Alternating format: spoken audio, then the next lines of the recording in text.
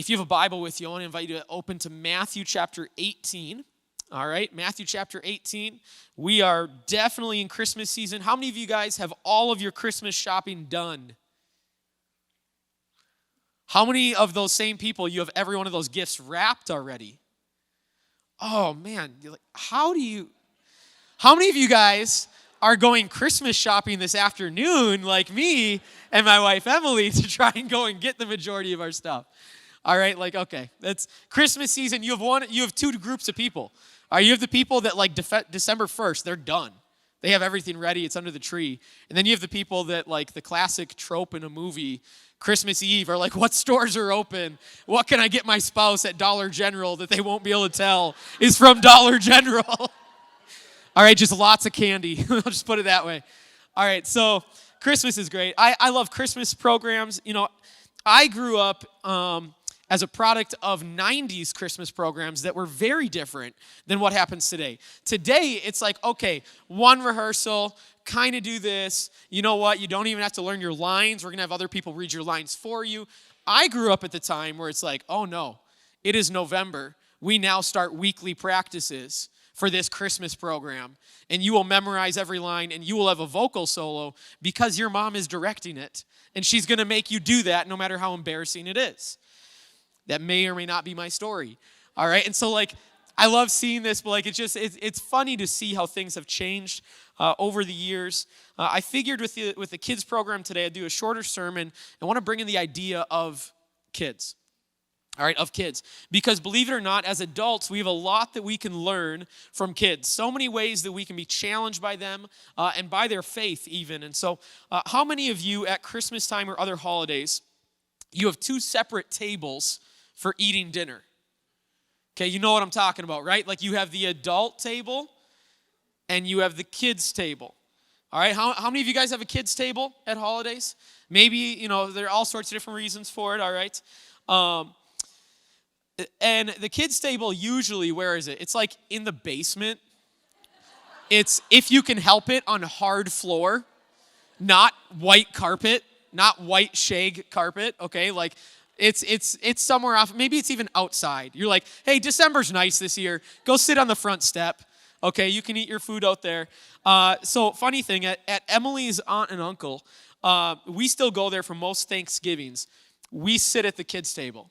We have not been allowed to graduate from the kids' table. So her and a few of her cousins, some of the cousins got out of there. I don't know how they did. But they're sitting at the adult table. We are relegated to the kids' table with our own kids. I don't know how that works. Like, I think someday I'm going to be there with my grandkids. Like, I still have not graduated from the kids' table. All right? Now, why do we do this? Why do we have kids' tables? Well, practically speaking, usually there isn't enough room for everyone to sit at the same table, so you have to kind of split people up, all right? And if you're getting together with family that you don't live with, maybe you haven't seen them, you want to spend time talking to the adults, have some adult conversation. I still don't know what that's like at holidays. You know, and the kids, they probably want to have fun time with their cousins. We've had all sorts of like the amazing stories that you hear about later from the kids' table. One recently with, this is probably embarrassing for our kids. They're upstairs. Don't tell them I said this. This was a few years ago. One of the cousins comes in, and they're like, your children keep using the middle finger. And I'm like, what? And then we can hear him yell, we're flipping off the devil. It's okay. Like, what? Why? No, it is not okay. Like, I don't know where, like, these things that would not happen at the adult table that we never get to see. And you're like, oh, we should talk about this. No, that's not. All they know is that is like, that's something that you would do to someone you don't like. You know, like that's essentially, you know, you talk to kids. I saw someone do this. What does that mean? That just probably means they're upset and they don't like that person. Oh, okay. And then that's what they log away. And then they're doing all sorts of crazy things. All right. And I mean, if you sit at the kids' table, like the conversation just looks so different. Okay, like you are going to be asked the most ridiculous hypothetical question that you're like, how did you even come up with this scenario that I now have to answer? Right? Like this week actual question asked in our house 2 days ago. Would you rather kiss a camel or a dog that just ate its own poop? Like out of nowhere, we're just sitting in the living room enjoying great family time, and this question comes out. And you're like, I don't want to answer this. Okay, but kids, like, it's just, the kids' table is an amazing place. If you have not been there in a while, I'd encourage you, go visit this Christmas. Go visit the kids' table and see what it's like, okay? Because if you eat a meal with children, you will have to answer questions like that, all right? And at times, I think if we aren't careful, our minds begin to associate kids with this like kids' table, extra work, all this like craziness, goofiness, silliness. When we think of kids, we start to associate them with, goofiness, immaturity, irresponsibility, being annoying, being selfish, like all these different things we start to associate with children. And when we put kids into that type of category, we often don't want to be associated with that, right? And it isn't just adults that like put kids into this category. Like as you watch kids as they grow up, when they have friends that are like preschool and then they get into school, they no longer want to be associated with the little babies, as they would probably phrase it. They're a big kid now. They're in kindergarten. I remember as a kindergartner one time being around a friend that was a year younger, and I had a book in my hand. I was pretending like I could read it. Because I was a kindergartner. I was a big kindergartner and went to school. I had no clue how to read. But I wanted to like disassociate and be like, okay, I'm not that. Or when they get to the end of elementary and they start getting to middle school, you see kids again start to like step away from the younger kids because it's just like, I don't want to be associated with that. You see it with teenagers. Teenagers want to be adults, right? They want to be seen as an adult. Maybe this even goes beyond that. Maybe like at your work, at one point you have this group of coworkers. Maybe you get promoted. And all of a sudden, you don't want to be seen necessarily, like you wouldn't say this out loud because this sounds really mean. You don't want to be seen in that group that you once were. Now I'm a supervisor, I'm a manager, I'm a, whatever. I was promoted. I want to be seen in this group over here. And we're often trying to like kind of put ourselves into these spots where we want to be seen as more important, more mature, older, wiser. All right? And I think this happens often. Now, Jesus has some interactions I want us to look at here. Okay, and so both are in the book of Matthew. We're going to look at Matthew chapter 18 first, and then we're going to flip over to Matthew 19. So chapter 18 opens up with this interaction between the disciples and Jesus. All right, and so this isn't just like your run-of-the-mill, like Jewish people that are coming to listen to Jesus. This is his disciples, his closest followers, the people that probably should get it the most. Okay, we're in Matthew chapter 18. We're pretty far along in Jesus' ministry at this point. And they come and they ask this question. About that time, the disciples came to Jesus and asked, who is greatest in the kingdom of heaven? Who's greatest? So these guys that grew up in temple, in synagogue, hearing, learning, memorizing the stories of their heroes. And there are so many different people. So many people in their history, so many people that are spiritual heroes to them.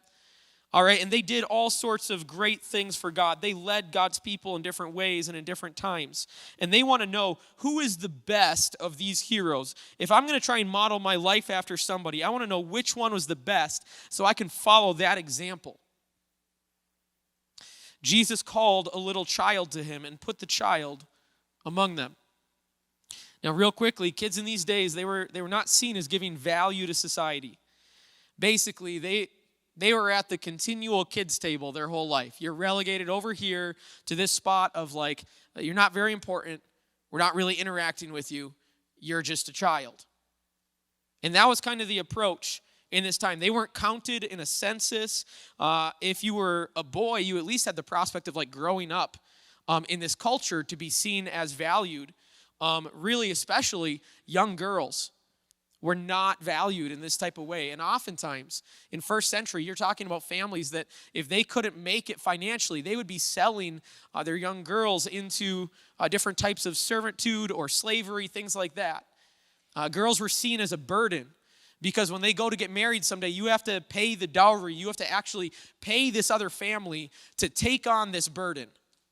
That's what that was. Like if you're going to take her from us, you're going to be responsible for this burden from us, then we're going to pay you to do that. Okay, so kids were not seen as this valuable asset in their culture. And so the disciples are asking, who is the greatest? And they're thinking David, Moses, Abraham, Elijah, like one of these. And Jesus calls a little child over, and I would go as far as saying, in this spot, the word used is a gender-neutral term for just child. But knowing that Jesus always loves to make the biggest exaggeration with his examples, probably was a little girl that calls her over. And he says, I tell you the truth, unless you turn from your sins and become like little children, you will never get into the kingdom of heaven. So anyone who becomes as humble as this little child is the greatest in the kingdom of heaven. They're expecting to hear who is the greatest. David, Moses, Elijah, like all these big names. Abraham, the father of our nation. And Jesus calls over someone who is seen as the least valuable.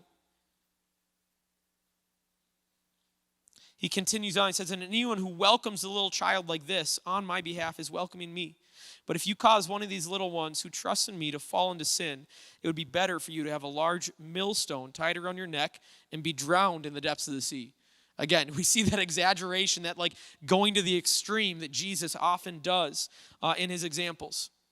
This is a bombshell that he drops on these guys. It says in the kingdom of heaven, it isn't measured in the same way you would measure it. The greatest isn't the person who has the biggest following, who has done the most miracles, who has written the most songs, written the most of our scrolls that we read, who has won the most wars. The greatest is actually the weakest, the most insignificant, the most humble, would be the image that they're getting. And this had to throw them for a loop. I'm sure that for the next month or two, when the disciples are together and Jesus isn't there, they're like, did you understand that? Have we figured that out yet? What does he mean? What does he mean? And they don't, there's no way that that's right. It'd be like saying, okay, who's the greatest person in the NFL? Who is the most valuable person right now in the NFL? And you're thinking through all these people. I'm not, because I'm not a football fan. But you in the room that are, which I know is a lot of you, you're thinking through all these big names, and Jesus does the little Jesus juke and is like, no, it's the water boy. You're like, what? You're like, well, yeah, of course people need water. I get that, Jesus, but really the most valuable? The most valuable. And that's this big picture that he gives them. Then we fast forward a little bit in Jesus' ministry, Matthew chapter 19. And we see that the disciples, they didn't get it. They haven't internalized this yet. They haven't understood it. They aren't putting this into practice. Because here's another interaction, verse 13. One day some parents brought their children to Jesus so he could lay his hands on them and pray for them. But the disciples scolded the parents for bothering him. But Jesus said, let the children come to me. Don't stop them, for the kingdom of heaven belongs to those who are like these children. And he placed his hands on their heads and blessed them before he left. You got to love this. The disciples are like every bad guy in a children's movie. They just hate kids. They're like, go away. And they actually scolded the parents, for bringing them over. Jesus interrupts them and he says, let them come. And again, he says, if you want to be part of the new work that I'm doing, you want to be part of the new kingdom, you want to be part of the age to come, you want to be part of eternal life, this is all the same phrasing in Greek, then you need to be like these children. So obviously Jesus cares about this. He's really trying to make this point with his disciples. What I want us to do to wrap this up is to quickly think about what is it that Jesus is trying to get across here? How does he want them to be like children? Because we actually don't get he doesn't lay it out then and say, these are all the things. I don't think he's saying, I want you to be immature, don't be responsible, be annoying to the people around you, what we often associate with kids. So what does he mean when he says, be like children? Well, he does give us one example in the first one. He says, be humble. I find this funny because humility is not always something I associate with kids. There are few people more arrogant than an elementary child coming home freshly armed with new facts that their friend at school told them and was sure about. And that kid's like, no, I know this is true. Johnny told me this. I hate to tell you this. Johnny doesn't know what he's talking about. Johnny's a liar. All right, but they come home, they're so confident. No, this is what goes on. But God says that they're humble. Humility is what counts in God's kingdom, because pride and arrogance are things which, more than anything else in God's word, distort and ultimately destroy human lives. It is. And when kids have pride, I don't think it's in the same way as adults, like the arrogance that adults have. Kids have pride in this like new discovery type of way. And I think that when Jesus is saying to be humble like children, I think he's bringing in more of just like the spirit of what a child holds like so often. And so as I thought about this, I'm like, children are curious. They want to learn. All right, they are eager. They're eager to learn. They're eager to do these things. They're eager to please, to be part of something. They are trusting of the people that are around them. Like you can convince a kid of almost anything. They are adventurous. Like they often haven't had all these same bad experiences that adults have had. They haven't built up the walls and the defenses that adults have yet. The way kids approach the world is different from adults. It has this innocence that we often lack when we've allowed the world to shape us into this hard, like stuck in our way, defensive type of people. And children, like in general, they have this awe about like life. They carry this with them. All right, and I wrote full of awe, not awful. Okay? Children are not awful. They are full of awe. I love the way that they just approach life. I mean, how many of us would have gotten up here today and recited lines or acted or sang a song in front of a whole group that you don't know? I mean, that's a difficult thing. And yet kids, they just have this excitement about life. And it's something I think we need to have. And as we grow in maturity, and as we grow in our understanding of God, are we growing in this awe that we have of him? Or instead, do we often grow in this way where we become more and more prideful and arrogant, thinking, I know exactly what it means to be a kid. Or I know exactly what it means to follow God. I know what it means to do this. I know what it means to be a Christian. And we grow in this like arrogance instead of saying, wow, as I grow, I want to just be more and more filled with awe of God and who he is and his character. And understanding the fact that I really I don't have a great understanding on some of these things. But that's not how we often measure maturity. Often as we grow in maturity, as we would say, instead, we are growing in our arrogance and in our pride. We shouldn't be trying to get kids to mature too fast, mainly because I think oftentimes our ladder of maturity is leaning up against the wrong wall. Like the ways that we are measuring those rungs of how we grow in maturity, I just don't know how accurate that actually is. I want to find a way just to like shrink back into this spot where I'm filled with awe and wonder about life and the world that I live in the same way that a kid does. Think about when a kid walks into like a toy store, they just have those big eyes just looking at everything. Like that's what I want. So let's do this. Let's stand. Worship team, you guys can come. One of the kids in our church, and I didn't ask the parents if I could say this, so hopefully Henry and Paloma, you guys are fine with this. Last week, their daughter Allison, she absolutely loves music, and I love that about her. Her and I connect over that. And so this past spring and summer, we were in a connect group or a life group together. Paloma was there, would often bring Allison with her, and if Allison got bored, her and I would just ditch the life group, and we'd go and play guitar. And it was so much fun. And I loved it. And last week, as we're like wrapping up the service, right at this point, and music is starting to be played, she's so excited, she just can't stay in her seat. And she just kind of starts making her way up front slowly. And I love it. There's just this like, she's drawn into it and just this desire to be like, just so much closer.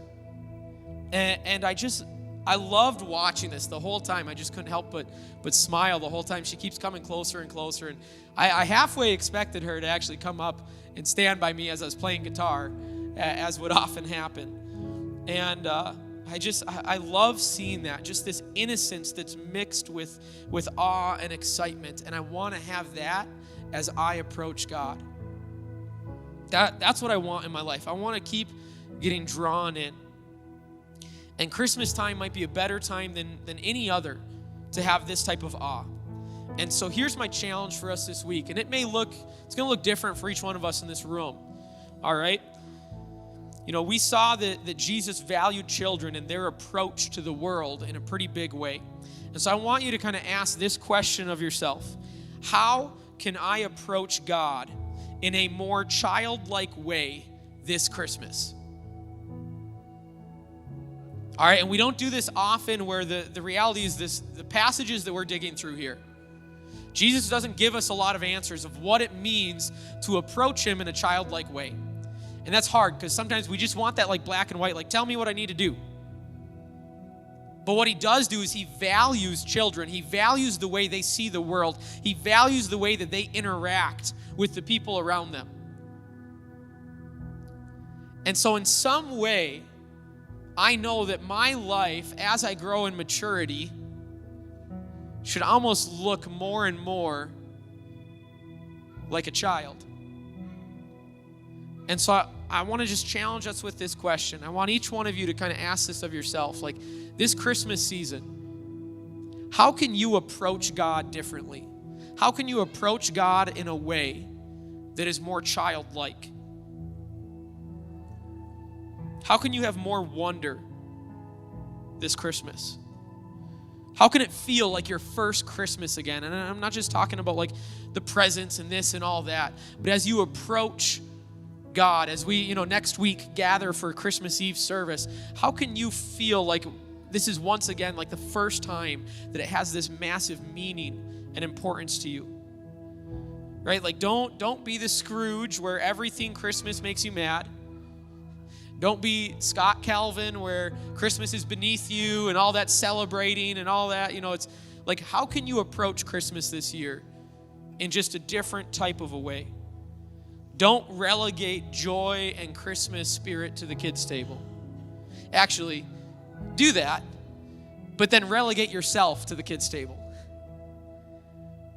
Instead of trying to sit in this place of importance and maturity that maybe actually isn't as mature as what we think it is. So we're going to close just with another a song. We talked about this last week, O Come, Emmanuel. It's a song that is just about waiting and anticipation. And so let's, even as Pastor Aaron comes and just kind of leads us into that, let's tap into that anticipation of what Christmas is.